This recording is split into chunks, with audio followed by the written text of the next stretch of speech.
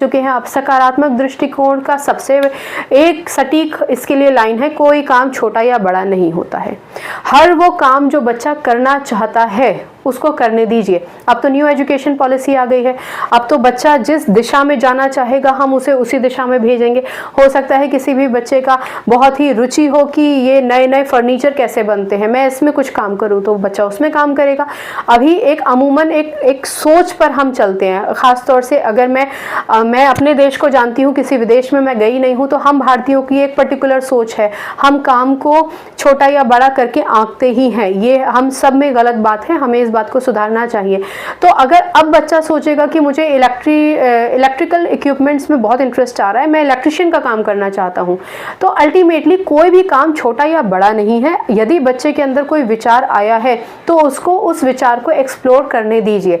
अगर हम ऐसा कर पाएंगे तो हम ये कह सकते हैं कि हमने कार्य के प्रति सकारात्मक दृष्टिकोण अपनाया है। हाँ, अब हम पॉजिटिव हो गए हैं और डेफिनेटली हम ऑप्टिमिस्टिक होकर हर एक बच्चे का हर एक व्यू और उसका व्यू पॉइंट समझ रहे हैं और उसको प्रोत्साहित कर रहे हैं कि बेटा करो, आप कीजिए, आप करेंगे, आप फेल होंगे कोई दिक्कत नहीं है, आप फिर से कीजिए, आप कुछ नया करेंगे, ठीक है ना।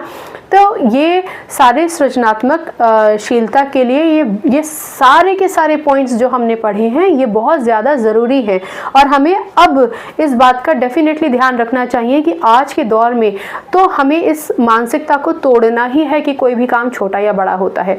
क्रिएटिविटी लाकर हम कितने बेहतरीन काम कर सकते हैं। अब आपके सामने एग्जाम्पल है ही आजकल सोशल मीडिया के ज़माने में।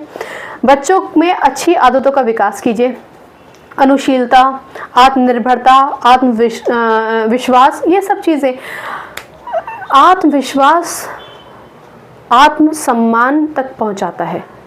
दोनों ही चीज़ें बहुत ज़्यादा ज़रूरी हैं।